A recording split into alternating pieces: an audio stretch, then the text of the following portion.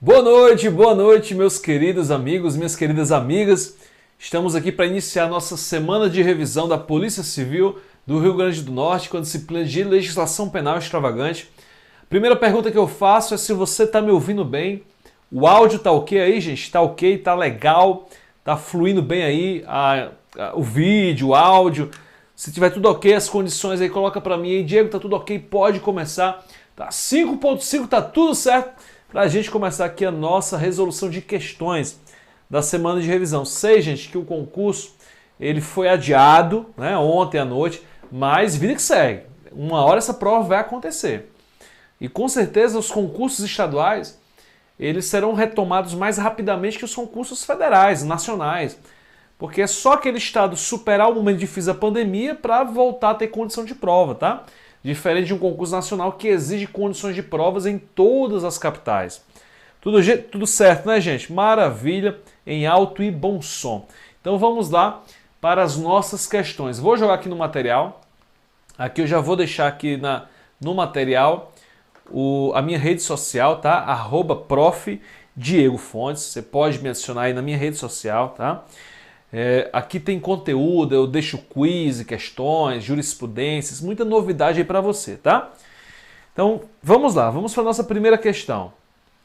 A lei essa primeira questão já é uma questão sobre o quê? Sobre a lei de execução penal. A lei número 7.102, a lei 7.210 de 84 trata da matéria de execução penal, afastando-se assim a maioria das previsões sobre o tema trazidos pelo Código de Processo Penal. Sobre as previsões da Lei de Execução Penal e a jurisprudência majoritária dos tribunais superiores sobre o tema, é correto afirmar que, vamos lá, letra A, a execução penal é procedimento administrativo, de modo que não está sujeito ao princípio da legalidade. Essa letra A, pelo amor de Deus, né? Tá bizarra. A gente sabe que execução penal é um procedimento que tem uma natureza eminentemente jurisdicional. É claro que tem uma atuação administrativa do diretor do estabelecimento penal muito forte, mas a natureza da execução penal é jurisdicional e lógico que está sujeito ao princípio da legalidade. Tudo pode ser recorrido para o judiciário, tudo é objeto de recurso para o juiz de execução. Então aí descartamos já de cara a letra A. Letra B. A prática de falta grave permite ao magistrado a revogação de todos os dias de pena remidos? Todos? Não, até 1/3. Letra C. O recurso de agravo é o cabível contra as decisões da execução, admitindo ao juízo aquo o exercício do juízo de retratação. Veja só, o artigo 197 da nossa Lei de Execução Penal, de fato diz que das decisões proferidas pelo juiz vai caber o recurso de agravo. Vai caber o recurso de agravo. E o agravo é um recurso dirigido ao juiz aquo, ou seja, ao próprio magistrado cuja decisão está sendo recorrida. O juiz ali, o juiz de execução de primeiro grau, de primeira instância. Então esse agravo é remetido a ele da decisão de quem eu estou recorrendo. E ele, nessa oportunidade, ele vai poder exercer um juízo de retratação. Caso ele não se retrate, aí sim, esse recurso será trasladado lá para o tribunal, o famoso traslado. Então ficamos aqui com a letra C na questão número 1. Letra D. A regressão de regime cautelar diante da prática de novo crime doloso nunca será admitida. Veja, a prática de novo crime doloso é falta grave, que pode acarretar regressão. E, inclusive, diferentemente da progressão, a regressão pode ser o quê? A regressão pode ser per salto, progressão não, mas regressão pode ser. Inclusive eu falo nas minhas aulas da Lei de Execução Penal, que é igual à lógica da vida, né? Para você crescer, para você subir de nível, cara, degrau a degrau.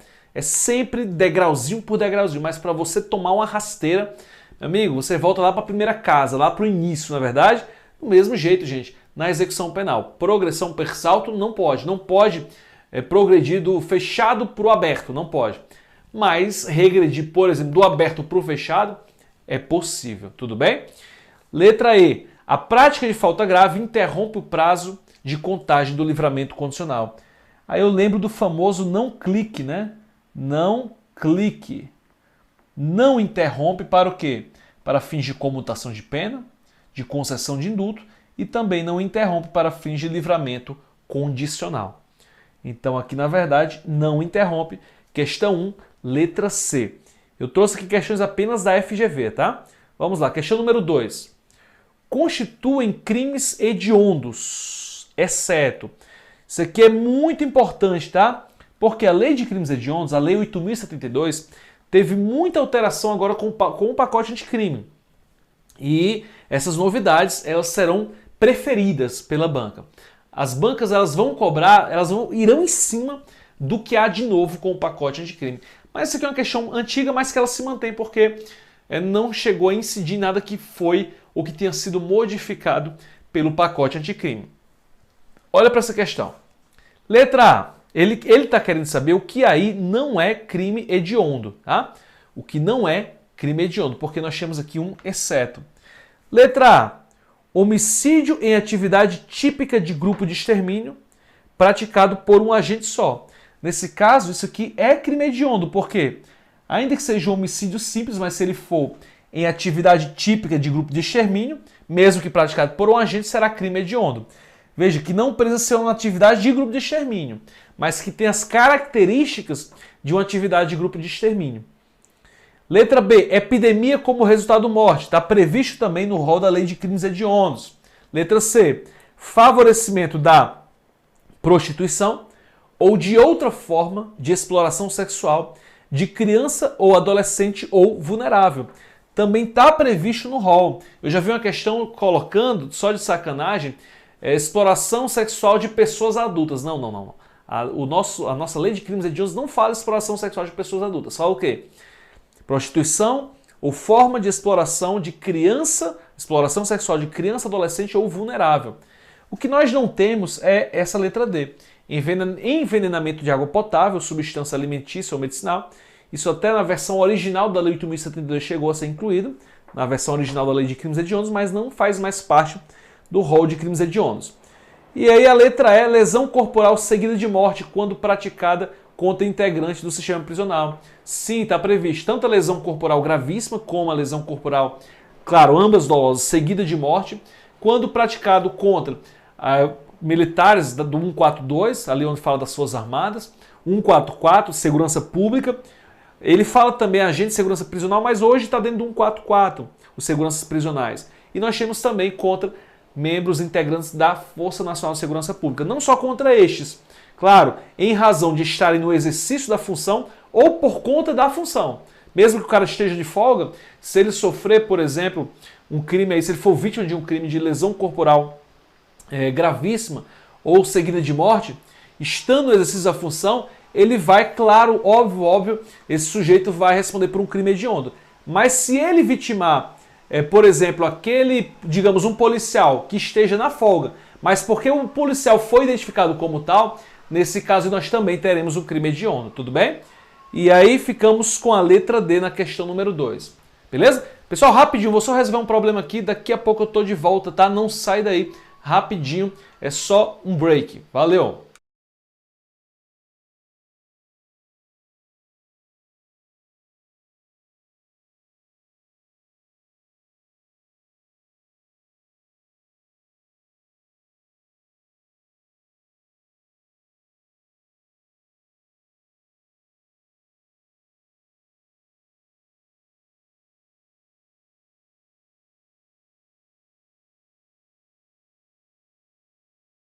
Fala pessoal, tô de volta, vamos aqui para a nossa questão número 3. São desafios de home office, tá gente? De vez em quando dá algum probleminha. Do home studio, melhor falando. Questão número 3, olha aí para o material. A doutrina classifica os crimes, quanto à sua gravidade, como sendo de menor potencial ofensivo, de médio potencial ofensivo e de grave potencial ofensivo e hediondos. No tocante a esses de maior gravidade, de acordo com a Lei nº 8.072 e a Constituição Federal, atentando-se à jurisprudência majoritária dos tribunais superiores, assinale a afirmativa correta. O crime de associação para o tráfico é equiparado aos crimes hediondos.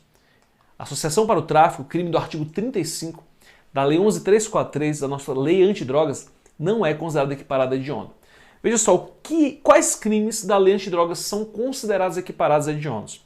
O 33 caput, que é a modalidade básica do tráfico, o 33 parágrafo 1º, que são as formas equiparadas do tráfico, e nós temos ali alguns doutrinadores dizendo que o 34, que é o tráfico de maquinário, seria equiparado a hediondo, mas não é unânime.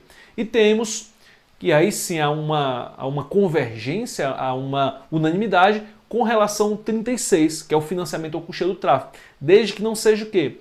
Um financiamento ou custeio eventual, desde que não seja também um autofinanciamento, porque nesse caso vai ser o tráfico com a majorante lá do artigo 40. Tá? Então, se for o financiamento ou custeio não eventual e que não constitua um autofinanciamento, nós poderemos ser ali um crime equiparado a hediondo. Beleza? Tudo bem? Então, 35 não é equiparado a hediondo. Letra B. O crime de homicídio híbrido, que é o qualificado e privilegiado, ostenta a natureza de crime hediondo. Como assim? Um homicídio qualificado e privilegiado. É possível? Sim, é possível. O privilégio do crime de homicídio, o homicídio privilegiado, ele é necessariamente por uma razão de natureza subjetiva. Veja, o sujeito ele cometeu homicídio movido por um relevante valor moral ou social, ou porque ele foi ali dominado por uma violenta emoção após uma injusta provocação da vítima.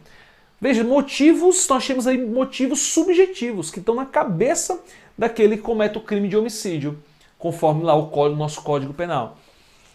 Por exemplo, o sujeito chegou em um ambiente, eu vou até bater aqui na madeira, e aqui realmente é uma madeira, e encontrou o filho dele lá sendo estuprado, um filho menor de idade, por um vizinho, por exemplo. E ele foi lá naquele vizinho, impelido por um relevante valor moral, ver que o filho dele sendo submetido àquela situação, sendo vítima desse crime tão bárbaro, e ele trucidou esse estuprador. Ele matou com chamados requintes de crueldade, utilizando um meio insidioso ou cruel. Veja, nesse caso nós temos um privilégio que é compatível com essa qualificadora. Por quê? Porque essa qualificadora é de natureza objetiva. Então é possível, sim, um homicídio que seja ao mesmo tempo privilegiado e qualificado, quando o privilégio necessariamente ele vai ser de natureza subjetiva, mas quando nós tivermos uma qualificadora objetiva. Por quê? Qualificadora subjetiva não condiz com o privilégio, porque ou o motivo é torpe, fútil, por exemplo, ou vai ser um relevante valor moral, um relevante valor social, por exemplo. Então o homicídio pode sim ser privilegiado e ao mesmo tempo qualificado. Mas vai ser hediondo, Diego, nesse caso? Não. Os nossos tribunais não consideram hediondo por ausência de previsão legal, porque não está apontado no rol da lei de crimes hediondos. Então beleza, Diego. Aqui está errado, a letra B também está errada. Letra C. O crime de homicídio simples, em hipótese alguma, é considerado hediondo? Nós falamos há pouco tempo que o homicídio simples, quando praticado em atividade típica de grupo de extermínio, e mesmo que seja por um só agente, é considerado sim crime hediondo. Então esse, em hipótese alguma, está fora do baralho aqui. Desconfie, tá? Quando vê esse negócio de hipótese alguma, nenhum caso, já fica de olho, porque tem uma grande chance de ter problema. Letra D. O condenado pela prática de crime hediondo ou equiparado ou assemelhado pode iniciar o cumprimento da pena privativa de liberdade em regime mais brando do que o fechado. Veja só, com relação a isso aqui, a nossa lei de crimes hediondos, de início, lá de cara, quando ela veio lá na década de 90, ela falou que não poderia haver progressão, o cara ia cumprir tudo no fechado. Só que o STF falou, ei, isso aí é inconstitucional, não pode isso não, princípio da individualização da pena. Aí veio a Lei 11.464 de 2007 e colocou o seguinte, que o sujeito vai iniciar no fechado. O STF veio em 2013 e bateu de novo a puia, né? Sentou de novo a marreta. Ei, peraí, isso também é inconstitucional. A lei não pode trazer abstratamente, genericamente, que o sujeito vai iniciar no fechado. Não. O juiz que decide de acordo com a individualização da pena, que é um princípio constitucional. Então, de fato, hoje o que prevalece é que o sujeito ele pode iniciar em um regime mais brando do que o fechado. Letra D, a resposta da nossa questão. Letra E. O apenado reincidente específico em crime hediondo deverá cumprir 2/3 da pena para ter direito ao livramento condicional. Se ele for reincidente específico, ele não terá direito ao livramento condicional, conforme o artigo 83 lá do nosso Código Penal. Tudo bem? E agora, com o pacote anticrime, também não pode obter livramento condicional o sujeito que praticar crime hediondo ou equiparado com o resultado morte, seja ele primário, seja reincidente. Então, o sujeito, mesmo primário, que praticar crime hediondo ou equiparado com o resultado morte, não pode obter livramento condicional por força do pacote anticrime, a alteração inserida onde? Na nossa lei de execução penal. Tudo bem? Tranquilo? Vamos lá. Continua, Diego. Questão número 4. Juraci Silva ingressou com pedido de habeas corpus, depreendendo-se dos autos que o paciente fora denunciado pela suposta prática dos crimes de cartel e formação de quadrilha do Código Penal, combinado em concurso material. Juraci questiona a competência da Justiça Estadual do Estado do Rio de Janeiro para julgar o processo crime em virtude da acusação de cartel, sendo certo que os atos praticados pelo paciente demonstram que Juraci, bem como os demais acusados, todos diretores de empresas no mesmo segmento econômico, se reuniam em hotéis para estabelecer de forma artificial o preço de seus produtos. No caso, gases industriais, segmento energético de importância nacional estratégica. Foi ainda apurado que as empresas envolvidas, por meio dos seus diretores, almejavam a fixação artificial de preços e quantidades vendidas e produzidas para controlar o mercado nacional. Olha só, gente, com relação à Lei 8.137, nós tínhamos um entendimento que fala do STJ, que fala que a regra é que a competência seja da Justiça Estadual, com relação aos crimes previstos na Lei 8.137, no caso aqui, crime contra a ordem econômica. Só que esse julgado diz que quando o crime em questão ele violar uma ordem nacional, quando for um interesse estratégico do nosso país, ou se for contra também a União, ou contra uma das autarquias da União, nesse caso vai atrair também a competência da Justiça Federal. E o caso da nossa questão aqui, olha só, estamos falando de um setor de importância nacional estratégica. E ele visava controlar o mercado nacional. Isso aqui está de acordo com a jurisprudência que diz que essa situação atrai a competência da Justiça Federal. Onde é que está isso, Diego? Olha só, está aqui. O STJ diz que, em regra, é da Justiça Estadual. Mas quando for ofensa a bem, serviço ou interesse da União, autarquias ou empresas públicas, isso vai atrair a competência da Justiça Federal. Ou, outro caso, é o quê? É o que nós temos aqui na questão. Olha só. A propensão de abranger vários estados da federação, prejudicar setor econômico estratégico ou fornecimento de serviços essenciais.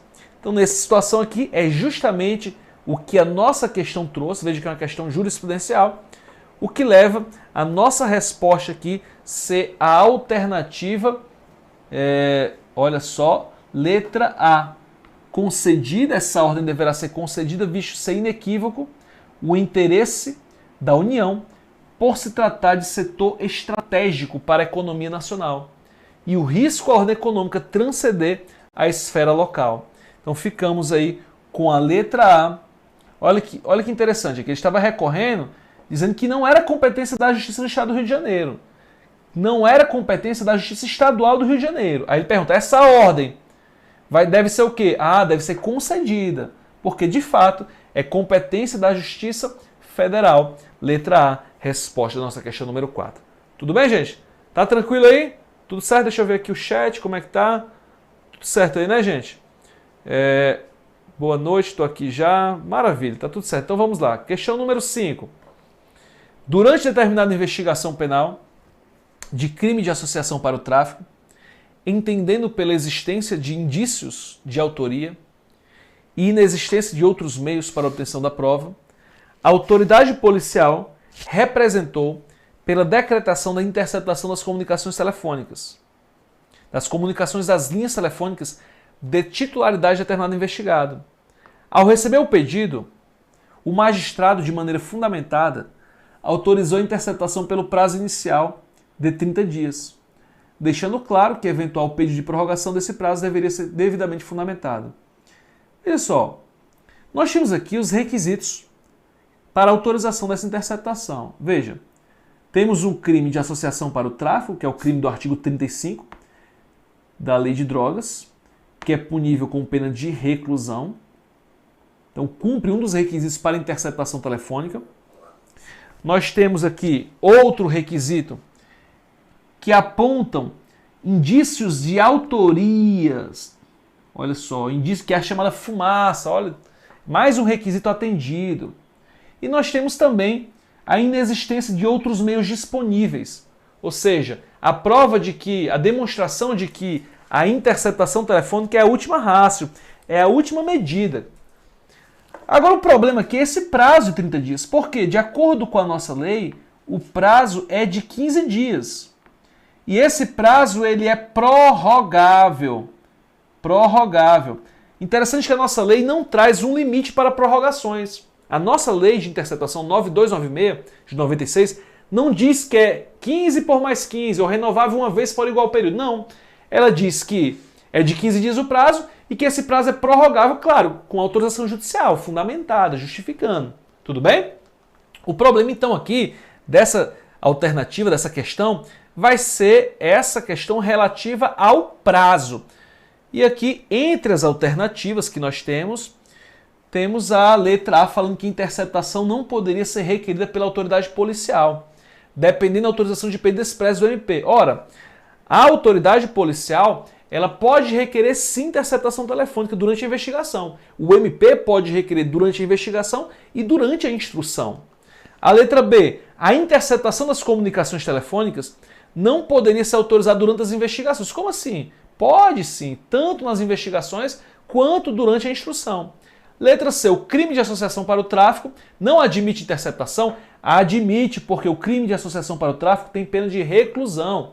Letra D, o prazo fixado pelo magistrado que autorizou a interceptação não é válido. De fato, não é válido porque ele fixou um prazo de 30 dias, quando a lei fala que o prazo é de 15 dias. Ficamos aí com a letra D na nossa questão. Tudo bem? Vamos lá. Próxima questão. Questão número 6. Tudo certo aí, gente? Tudo tranquilo? Tudo ok? Maravilhoso? Como é que tá? Estão acertando as questões? Quero ver aqui, deixa eu ver vocês, como é que vocês estão comportados aí? Olha aqui, Daís Roberta, Fabrício Santos Maiara, o Adripim. Gente, vamos responder, tá? Não tenham vergonha de responder aqui no chat não, tá? Porque aqui é um momento, aqui é uma oportunidade de vocês errarem também. Pô, às vezes você erra ali, fica meio envergonhado, porque, cara, isso é bom, porque às vezes você acerta uma questão e não sabe por que acertou. E o fato de você acertar e não saber por que acertou te prejudica muito mais, muitas vezes, do que você errar a questão. Porque quando você erra, você vai lá e você fica mais atento à explicação.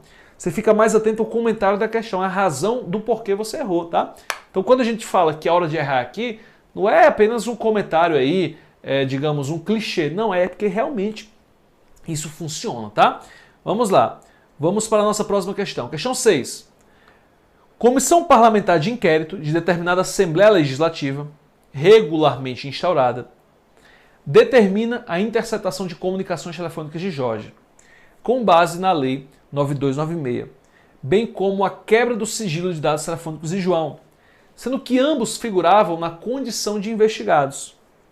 Apenas com base nas informações obtidas por esses meios, o Ministério Público ofereceu denúncia em face de Jorge e João, encaminhando junto com a inicial acusatória a transcrição das conversas obtidas com a interceptação de Jorge e a relação de dados telefônicos de João. Vamos lá, gente. CPI ou CPMI.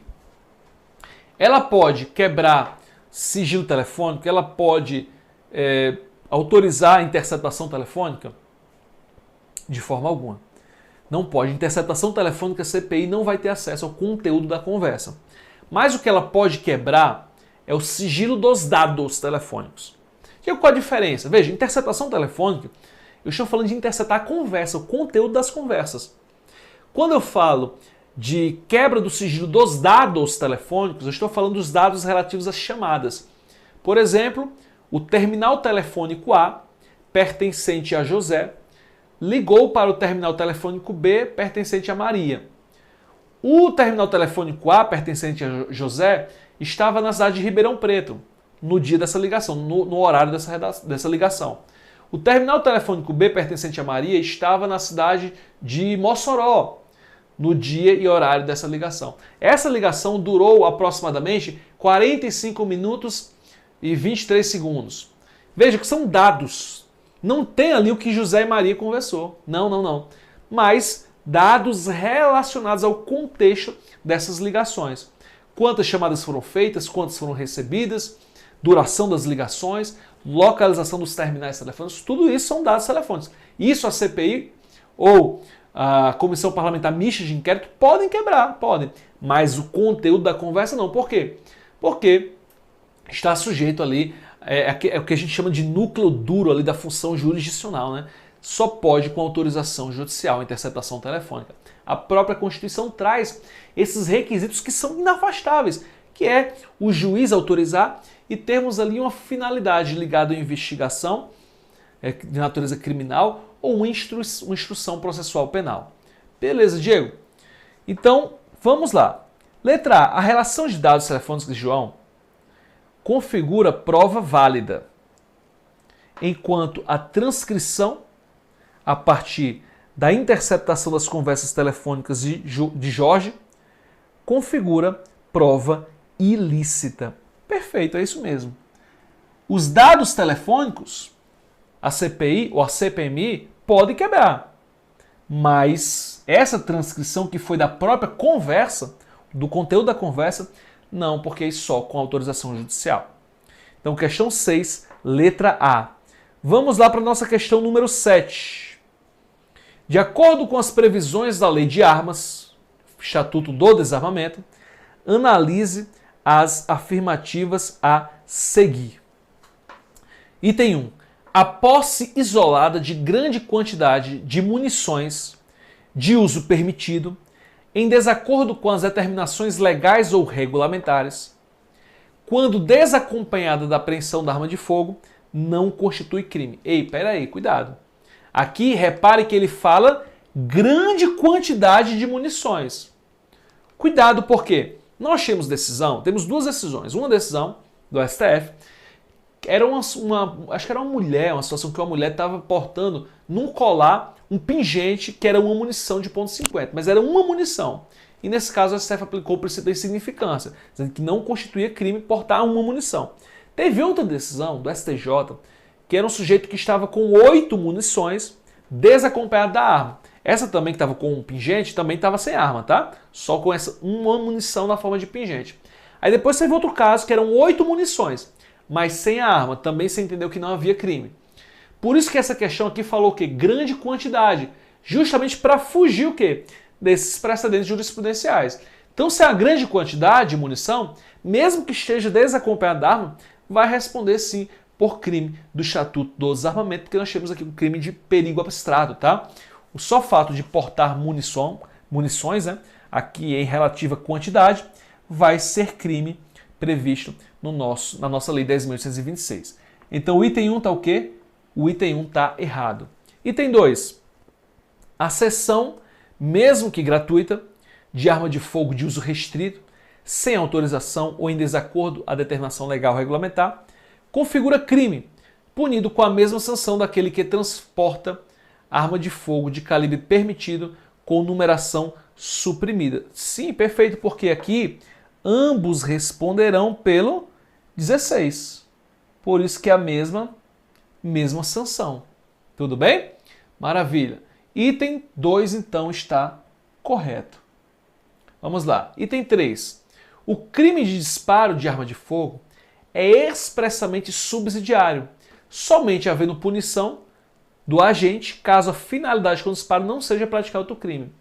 É fato, olha, a nossa lei, o nosso Estatuto do Desarmamento diz que o crime de disparo é expressamente subsidiário, desde que não seja a finalidade de praticar outro crime. Por quê? Porque se o sujeito atira em alguém para matar, ele vai responder ou por homicídio ou por tentativa de homicídio. Mas não vai responder por homicídio ou tentativa de homicídio com o crime de disparo de arma de fogo. Não. Porque nesse caso, ele disparou com a finalidade de matar alguém. Agora, se ele disparou, sei lá, tá doidão lá, tá querendo comemorar a vitória do time dele, o rebaixamento do rival, tá lá comemorando o rebaixamento do Vasco, e a vitória do Flamengo sobre o Internacional. Ele começa a disparar, dar tiro para cima. Ele não quer matar ninguém, ele não quer cometer nenhum outro crime. Ele está apenas disparando arma de fogo, nesse caso aí para, entre aspas, comemorar. Aí nós temos um crime de disparo de arma de fogo, que inclusive também é um crime doloso, porque se for um disparo acidental não vai ser crime. O sujeito que ele, ao guardar a arma, dispara no próprio corpo, nesse caso não vai ser crime. Por quê? Porque esse tipo penal não existe na forma culposa, apenas na forma dolosa. Então vamos lá. Item 3 também está correto. Ficamos com os itens 2 e 3, alternativa D, Diego, de Danone. Vamos lá. Questão número 8.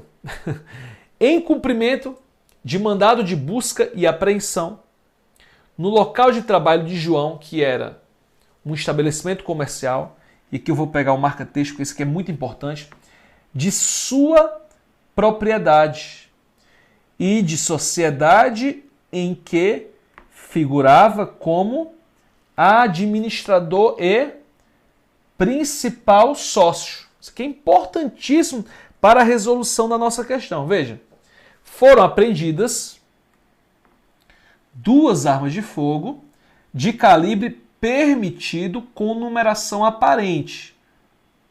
Não estava com a numeração raspada, tá? A numeração estava aparente. Devidamente municiadas. João esclareceu que tinha as armas para defesa pessoal, apesar de não possuir autorização e nem registro das mesmas. Vamos aqui. Qual crime o João cometeu?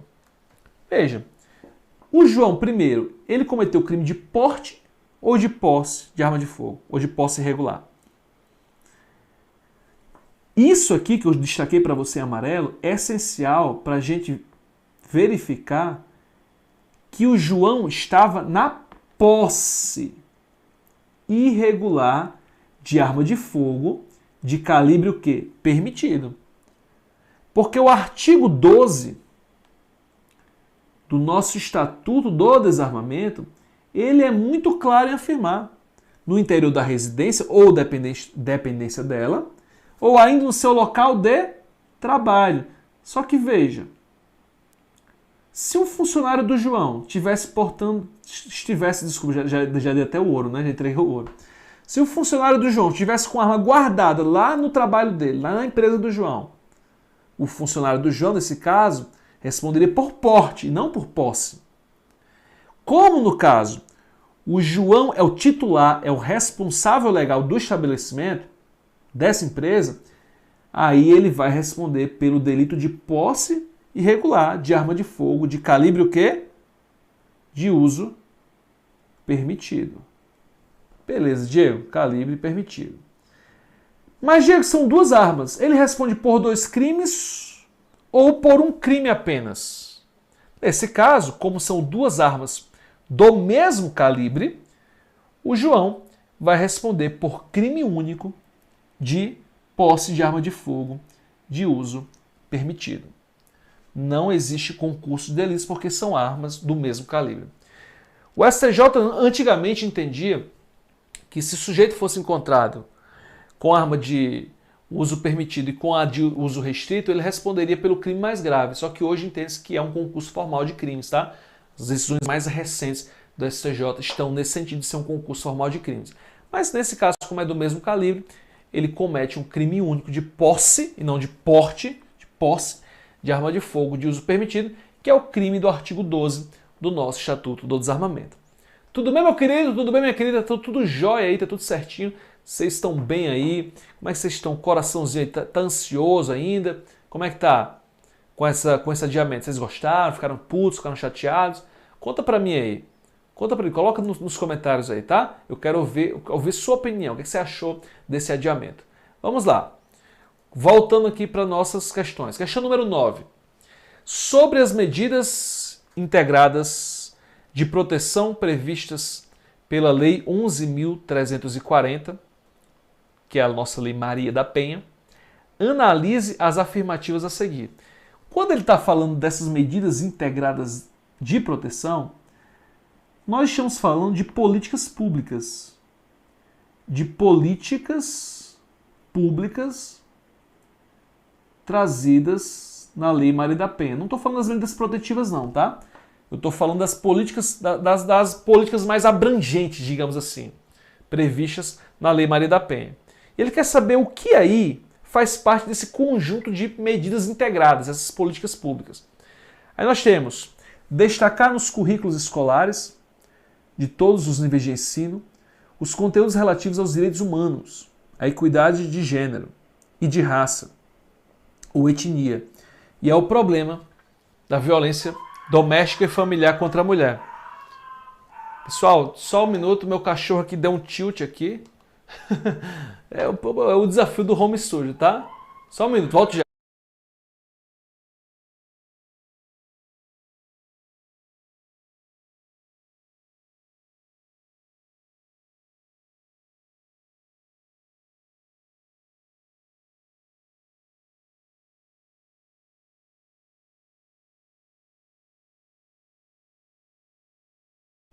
Fala pessoal, tô de volta aqui. Se acalmou, trouxe pra cá. Vamos lá, gente. Então veja, eu tô falando de políticas públicas, eu tô falando de políticas de longo alcance, tá? Eu não tô falando de uma política, eu não tô falando de uma medida protetiva que vai ali de maneira emergencial trazer uma proteção para a integridade física, psicológica daquela mulher vítima de violência doméstica e familiar. Não, eu tô falando de medidas mais abrangentes, voltadas para a sociedade. Então veja só, nós temos aqui, quando a nossa lei ela traz essa previsão de colocar nos currículos escolares esses conteúdos relativos à equidade de gênero, eu estou falando de uma política preventiva. Veja, estou falando de educar os nossos jovens para que quando eles de fato crescerem, entrarem na vida adulta, eles tenham uma visão diferente com relação a essa temática de gênero. Verem a mulher não como uma pessoa a ser subjugada, não. Ver como um sujeito que merece igual respeito e proteção, igualdade de direitos e que merece ser tratado com toda dignidade e que não pode simplesmente resolver praticar ali violência doméstica e familiar contra a mulher. Então ele vai ter o quê? Conhecimento. Tendo conhecimento, eu começo a prevenir a ocorrência da violência doméstica e familiar contra a mulher. Então veja a amplitude dessa política. Nós temos implementar o atendimento policial especializado para mulheres, em particular nas delegacias de atendimento à mulher. Mais uma medida que tem o quê? Que tem um viés de política pública. Veja, quanto mais o atendimento for especializado, mais aquela mulher vai se sentir à vontade para comparecer a uma delegacia, para relatar o que aconteceu com ela. A delegacia é um ambiente muito frio e muitas vezes as mulheres elas deixam de levar, de denunciar casos de violência doméstica e familiar porque elas não se sentem acolhidas nesses ambientes. Um ambiente muitas vezes tradicionalmente masculino também. É por isso que a nossa lei traz essa política de longo alcance. E mais um, olha só, promover estudos e pesquisas com a perspectiva de gênero, de etnia, concernentes às causas, consequências, frequências, para sistematização de dados e a avaliação periódica das medidas adotadas. Olha que interessante. Eu não consigo mexer na realidade ou mudar uma realidade se eu não a conheço.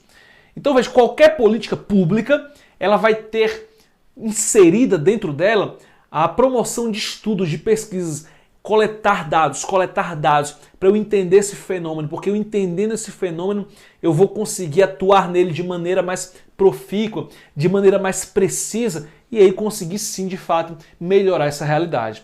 Então veja, as três medidas aqui, elas estão ligadas a um viés de política pública, por isso que os três itens aqui estão corretos. Ficamos com a letra E, itens 1, 2 e 3. Tudo bem? Vamos lá para a questão número 10. Ana e seu namorado Romeu, enquanto estavam no cinema, iniciaram uma discussão em razão de ciúmes. Não se conformando Romeu com o fato de Ana ter cumprimentado Jorge, seu colega de trabalho. Durante a discussão, Romeu, não tem nada de Romeu e Julieta, né? Romeu ameaçou sua namorada de morte. Ana, inconformada com a conduta daquele com quem mantinha relacionamento há mais de 3 anos, comparece à delegacia e narra o ocorrido. Aí ele vem dizer, sobre a situação narrada, é correto afirmar. Ele quer aqui a alternativa correta. Vamos lá. Letra A.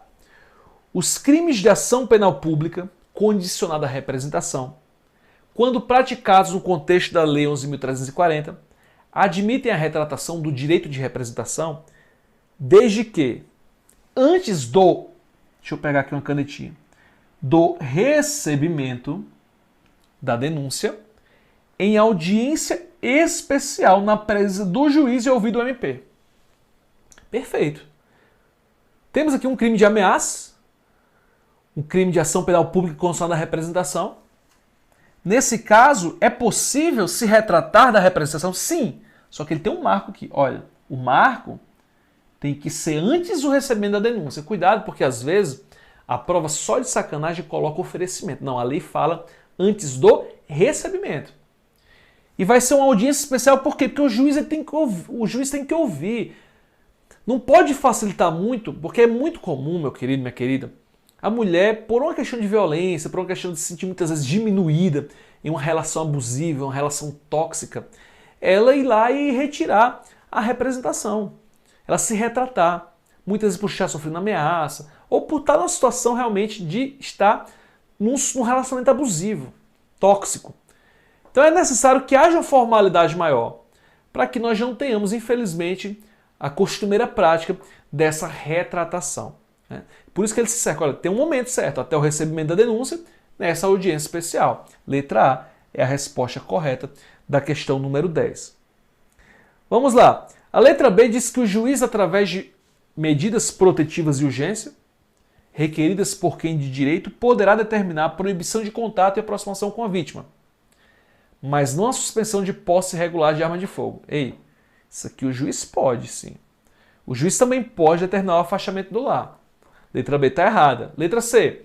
A ofendida deverá ser intimada das audiências que precisa comparecer, não sendo necessária, porém, sua notificação dos demais atos processuais. Ei, a ofendida será notificada, especialmente disso aqui, ó, ingresso e saída do autor do fato da prisão. Ela tem que saber quando o cara entrou na prisão, quando o cara saiu, principalmente porque ela saber, ela precisa tomar mais cuidado, o cara foi solto. Ela tem que ser comunicada, ela tem que ser notificada. Letra D.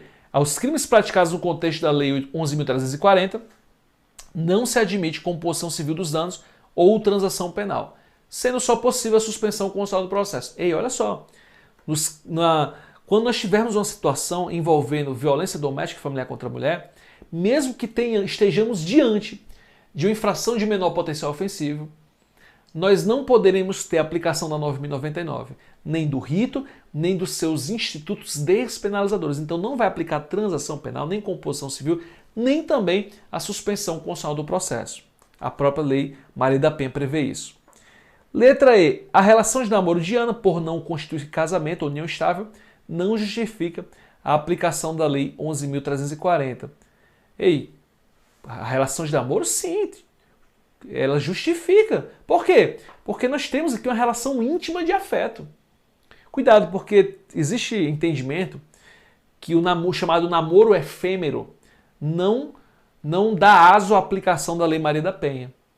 Não se pode aplicar a Lei Maria da Penha para o chamado namoro efêmero, que é o famoso ficar, né? O famoso Tinder, né?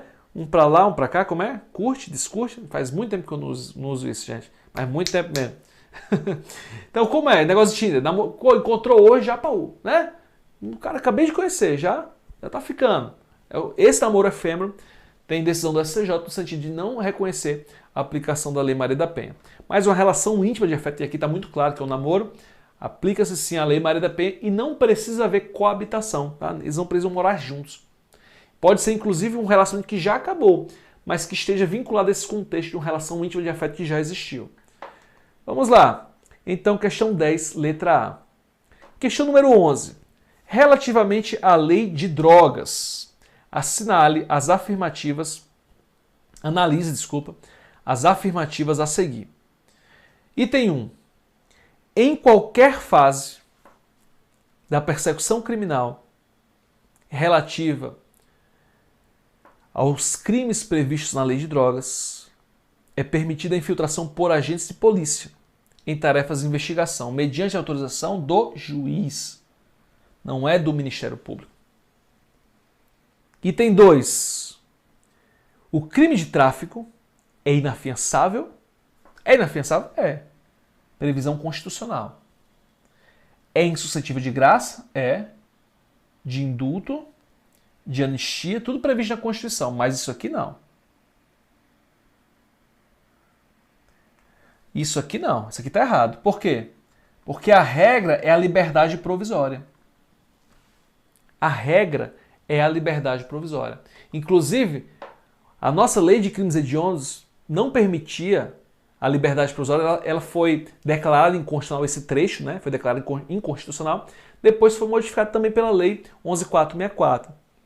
Então o sujeito ele só vai ficar preso provisoriamente, por exemplo, uma preventiva, se houver os motivos lá do Código de Processo Penal, para que nós tenhamos ali uma prisão preventiva. Mas a regra é que ele fique solto, fique em liberdade provisória. Cuidado, falar liberdade provisória aí, um dia desse eu falei com um aluno meu, que ele foi pesquisar no Google liberdade provisória.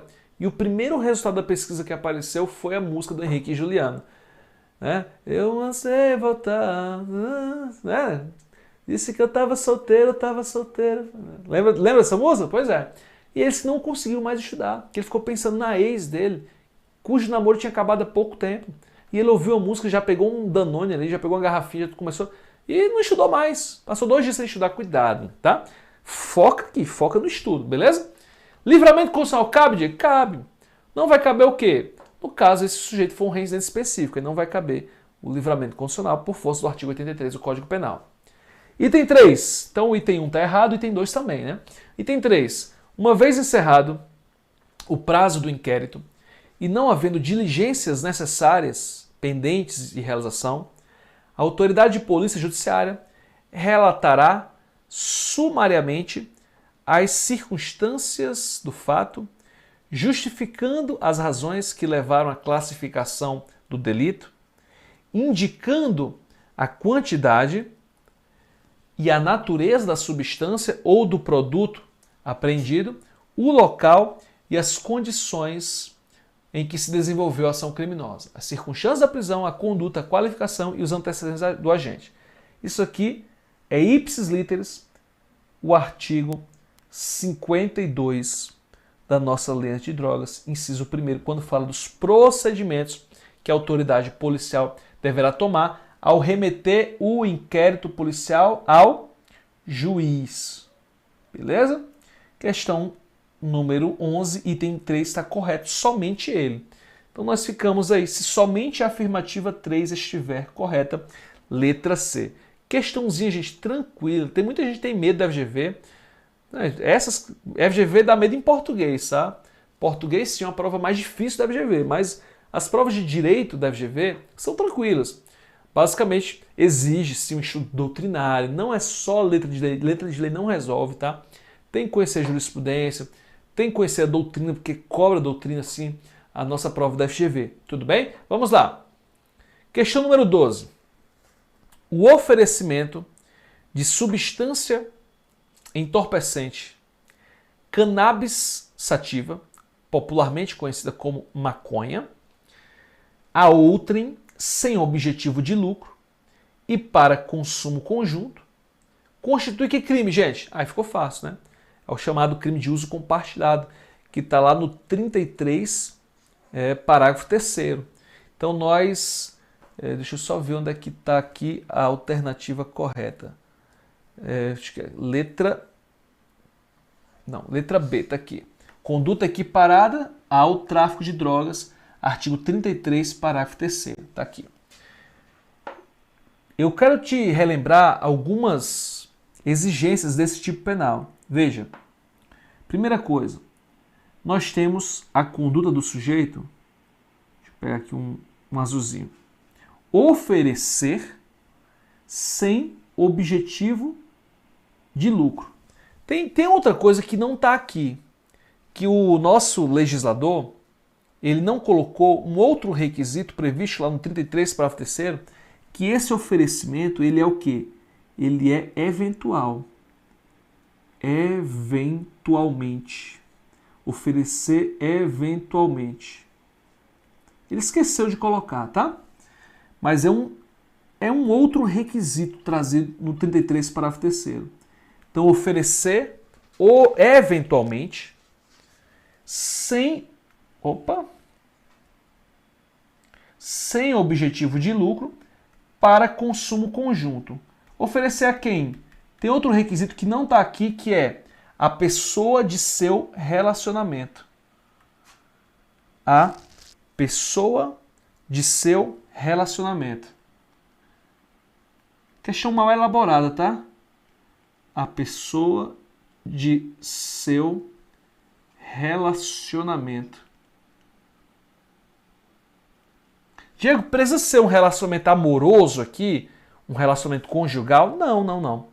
Pode ser um amigo, por exemplo. O relacionamento aqui está em sentido amplo, tá? Então foi uma questão mal elaborada? Foi. Por que foi mal elaborada? Porque ela deixou de colocar alguns requisitos aqui. Mas a resposta correta foi considerada a letra B, tá? Que é o chamado uso compartilhado. Tudo bem? Mas de verdade, daria para recorrer aqui dessa questão. Com certeza. Por quê? Porque pô, não é só oferecer, é um oferecimento eventual, não é a qualquer pessoa, não é a outra, é uma pessoa do seu relacionamento, de acordo com a nossa lei, tá? No 33, parágrafo 3º, e o resto está certinho, sem objetivo de lucro e para consumo conjunto. Aqui faltou eu... Opa, que merda que eu fiz aqui. Peraí. Faltou eu marcar aqui, sem objetivo de lucro, para consumo conjunto. Tudo bem? Então, gente, ficou faltando aí uma questão. E por que eu trouxe essa questão, mesmo ela estando mal elaborada? Para mostrar, às vezes, a você que a banca comete alguns vacilos, tá? Esse aqui foi um vacilo. Mas, assim, sabe, a experiência de prova que você obtém, depois de fazer alguns concursos, eu marcaria a letra B. De verdade. Eu marcaria a letra B por já conhecer a UFGV e já ter visto alguns vacilos do tipo. Quando ela colocou aí, para consumo conjunto, ela quer que você pense no tráfico, no crime do 33, parágrafo 3º, que é o famoso uso compartilhado. Tudo bem? Vamos lá. Continua. Questão número 13. A Lei 12.850 trouxe inovações legislativas com grande repercussão e aplicabilidade ao direito penal pátrio. O novo diploma legal definiu o conceito de organização criminosa e disciplinou sobre a investigação criminal, meios de obtenção de prova, dentre outros aspectos relacionados à persecução penal das infrações penais praticadas no contexto de organização criminosa. Sobre os aspectos materiais e processuais previstos na lei, é correto afirmar que... Vamos lá, vamos aqui para a letra A. A letra A fala o seguinte: a tipificação do crime de organização criminosa, dentre outros requisitos, exige a intenção de obter vantagem de qualquer natureza através da prática de infrações penais cujas penas máximas sejam superiores a 4 anos ou que sejam de caráter transnacional. Essa aqui é a resposta da nossa questão. Veja, quando a gente fala do conceito de organização criminosa, nós temos que a organização criminosa ela tem esse objetivo. Primeira coisa que eu relato para você, essa vantagem que se visa obter não é a vantagem necessariamente econômico-financeira, é uma vantagem de qualquer natureza. Por meio de quê? Aí ele fala, por meio de infrações penais. Veja que não fala crime, fala infrações penais, cujas penas máximas sejam superiores a 4. Não é igual ou superior, não, é superior a 4 ou seja o quê? De caráter transnacional. Quando eu tenho esse ou, isso significa que se a infração penal for de caráter transnacional, não precisa a pena máxima ser superior a 4. Tudo bem? Então nós ficamos aqui com a letra A na nossa questão número 13. Outro aspecto aqui muito importante do conceito de organização criminosa é que essas infrações penais, elas não precisam ser necessariamente cometidas. Veja que basta que eu tenha o objetivo de obter essa vantagem de qualquer natureza por meio dessas infrações penais. Mas se eu tiver ali a associação de 4 ou mais pessoas, né? Se eu tiver uma estrutura ordenada, que é uma hierarquia, se eu tiver também nessa organização criminosa uma estabilidade, uma permanência, uma divisão de tarefas ainda que informal, e o objetivo de obter essa vantagem, por mais que as infrações penais ainda não tenham sido praticadas, eu tenho ali de fato a organização criminosa, inclusive eu posso responsabilizar os seus componentes pelo crime do artigo 2º, que é o crime de compor, de integrar, de promover, de financiar a organização criminosa. Vamos lá. Letra B. A conduta daquele que embaraça a investigação de infração penal que envolva organização criminosa é tipificada na lei especial, porém com sanção penal mais branda do que a prevista para aquele que integra pessoalmente organização criminosa. Não, é com as mesmas penas. Letra C. A participação de criança ou adolescente na organização criminosa justifica o reconhecimento do crime autônomo de corrupção de menores, mas não causa aumento de pena. Mentira. Aumenta a pena de 1/6 a 2/3. Não vai responder por corrupção de menor e organização criminosa, não. Temos aqui um aumento de pena no crime de organização criminosa. Letra D. A ação controlada é admitida nas investigações relacionadas a crime de organização criminosa, devendo uma medida, uma vez concretizada, ser posteriormente comunicada ao magistrado para controle sobre a legalidade do ocorrido. Não é posterior. Essa comunicação ela é prévia. A lei de organização criminosa não exige autorização judicial para ação controlada, mas exige uma prévia comunicação e, se for o caso, o juiz estabelece os limites da ação controlada. Letra E. A infiltração de agentes deve ser previamente comunicada, mas não depende de anterior autorização judicial. Depende sim. Isso aqui seria a ação controlada, mas a infiltração ao contrário. A infiltração depende sim de prévia autorização judicial. Ficamos, portanto, com a letra A na questão número 3. Vamos lá para a nossa última questão número 14. A questão 14 fala o seguinte: diante do constante noticiário jornalístico sobre a aplicabilidade da lei de organização criminosa, determinado deputado estadual solicita esclarecimentos ao advogado da Assembleia Legislativa sobre as previsões do referido diploma legal. Sobre a lei mencionada, caberá ao advogado esclarecer que a legislação brasileira não prevê o conceito de organização criminosa, mas só os tratados internacionais. Que mentira! A lei já começa com o conceito de organização criminosa. Letra B. O agente, caso além de praticar o crime de constituir organização criminosa, execute outros delitos, responderá apenas pelo primeiro, pelo crime de organização criminosa, ficando os demais absorvidos. Não, vai responder em concurso de crimes, pelo crime de organização criminosa e pelos demais delitos, pelas demais infrações penais eventualmente praticadas. Letra C. Aquele que embaraça a investigação penal de infração que envolve organização criminosa também poderá ser responsabilizado, mas com pena em abstrato reduzida pela metade. Não, vai ser pelas mesmas penas. Veja que essa questão, 2018, praticamente foi copiada aqui em 2019. Aqui, nessa letra B da questão 2019, praticamente foi copiada. Mesma coisa, a mesma banca cobrando algo quase igual. Letra D.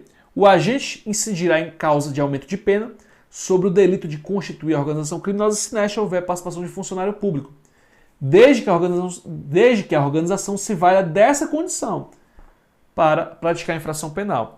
De fato, nesse caso, a lei exige que a organização criminosa se valha da condição do funcionário público, ou seja, das facilidades criadas pelo fato desse integrante ser funcionário público. Ficamos com a letra D. E qual é o erro da letra E, Diego? O emprego de arma de fogo pela organização justifica o aumento da pena em até a metade. Até aqui está correto. Mas a participação de adolescente não influi na pena do crime de constituir organização criminosa. Influi sim, podemos ter um aumento de 1/6 a 2/3 para a participação de criança ou adolescente. Ficamos com a letra D, portanto, na nossa última questão. Vou deixar mais uma vez a minha rede social, tá?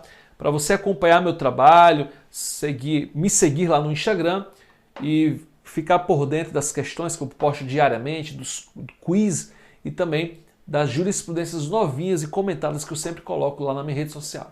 Meu querido, minha querida, muito obrigado de coração. Um grande abraço. Mantenha-se firme que uma hora ou outra, mais cedo ou mais tarde, esse concurso vai voltar e só vai passar quem continuar estudando, quem se mantiver firme, forte e faminto. Beleza? Valeu, abraço e até a próxima. Show!